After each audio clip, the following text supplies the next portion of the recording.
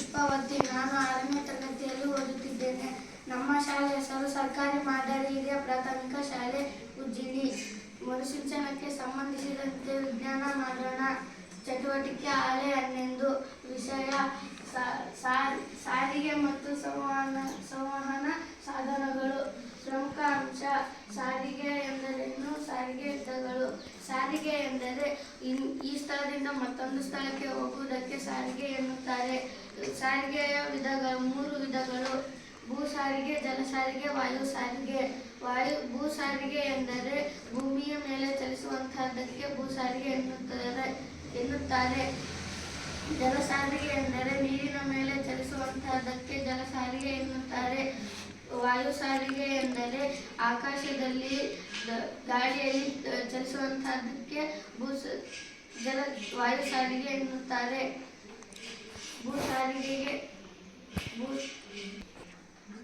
ಭೂ ಸಾರಿಗೆಗೆ ಉದಾಹರಣೆಗಳು: ಕಾರು, ಬೈಕು, ಗಾಡಿ. ಜಲ ಸಾರಿಗೆಗೆ ಉದಾಹರಣೆ: ದೋಣಿ, ಹಡಗು. ವಾಯು ಸಾರಿಗೆಗೆ ಉದಾಹರಣೆ: ವಿಮಾನ, ರಾಕೆಟ್. ಭೂ ಸಾರಿಗೆಗೆ ಯಾರು ಉದಾಹರಣೆ ಕೊಡ್ತೀರಾ?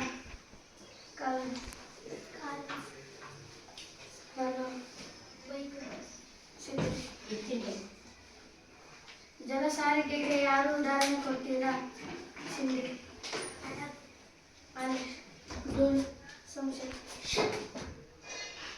ವಾಯು ಸಾರಿಗೆಗೆ ಯಾರು ಉದಾಹರಣೆ ಕೊಡ್ತೀರಾ? ರಾಕೆಟ್,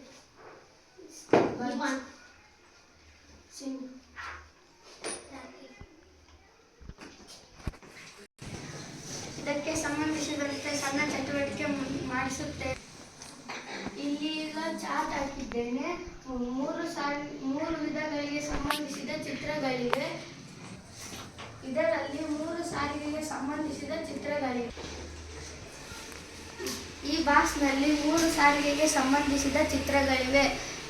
ಮೊದಲನೇದಾಗಿ ಭೂ ಸಾರಿಗೆ ಚಿತ್ರಗಳು. ಯಾರು ಅಂಟಿಸುತ್ತೀರಾ? ಸಿಂಧು.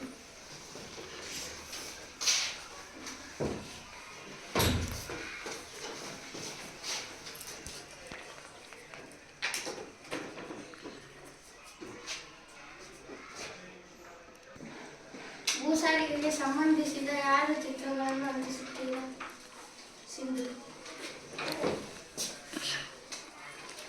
ಭೂ ಸಾರಿಗೆಗೆ ಸಂಬಂಧಿಸಿದಂತೆ ನಾನು ಕಾರನ್ನು ತೆಗೆದುಕೊಂಡಿದ್ದೇನೆ.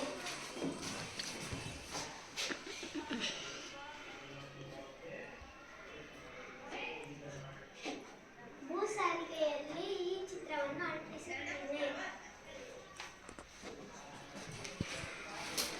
ಮತ್ತೆ ಯಾರು ಗೊತ್ತಿಲ್ಲ?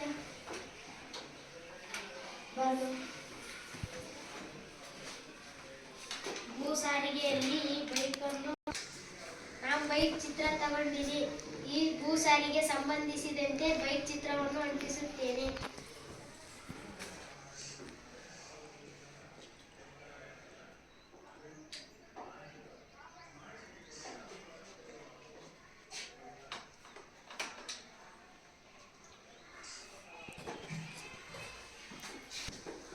ಮತ್ತೆ ಯಾರು ಗೊತ್ತಿಲ್ಲ?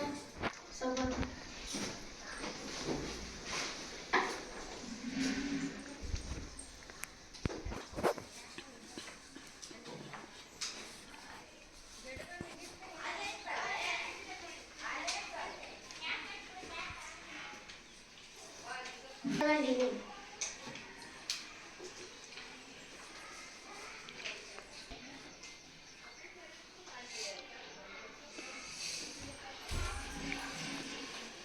ಮತ್ತೆ ಯಾರು ಗೊತ್ತಿಲ್ಲ?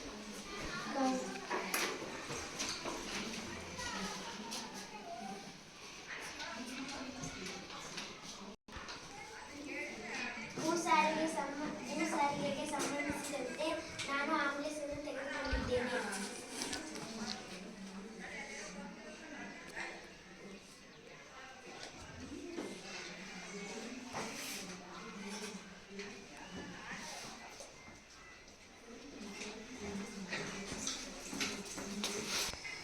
ವಾಯು ಸಾರಿಗೆಗೆ ಸಂಬಂಧಿಸಿದ ಯಾರು ಚಿತ್ರ ಅಂಟಿಸುತ್ತೀರಾ?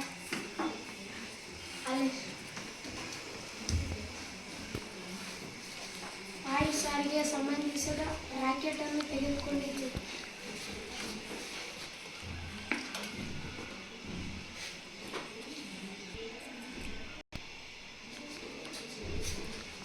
ಮತ್ತೆ ಯಾರು ಅಂಟಿಸುತ್ತೀರಿ?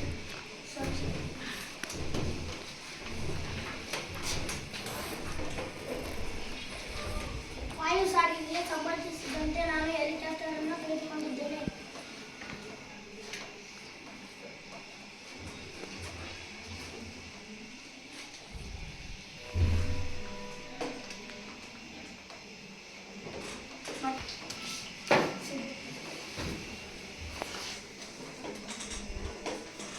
ವಾಯು ಸಾರಿಗೆ ಸಂಬಂಧಿಸಿದಂತೆ ವಿಮಾನ ತಾಳಿದ್ದೇನೆ.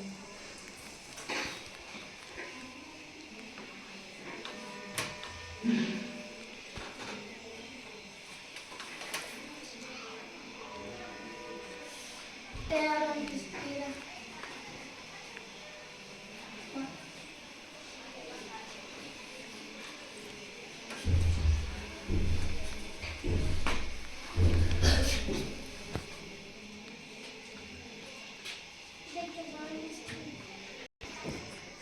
ಇದಕ್ಕೆ ಸಂಬಂಧಿಸಿದಂತೆ ಹಡಗು ತಾಳುತ್ತದೆ.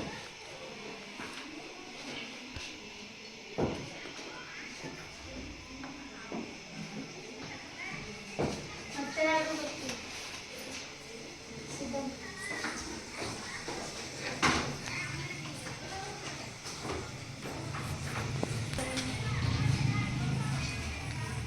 ಇದಕ್ಕೆ ಸಂಬಂಧಿಸಿದಂತೆ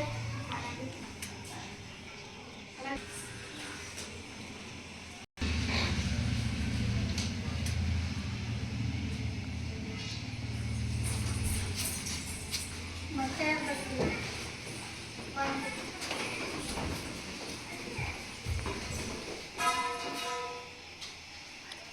ಇದಕ್ಕೆ ಸಂಬಂಧಿಸಿದ ಹಡಗು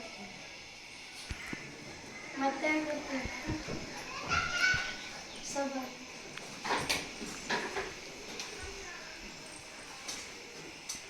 ಜಲ ಸಾರಿಗೆ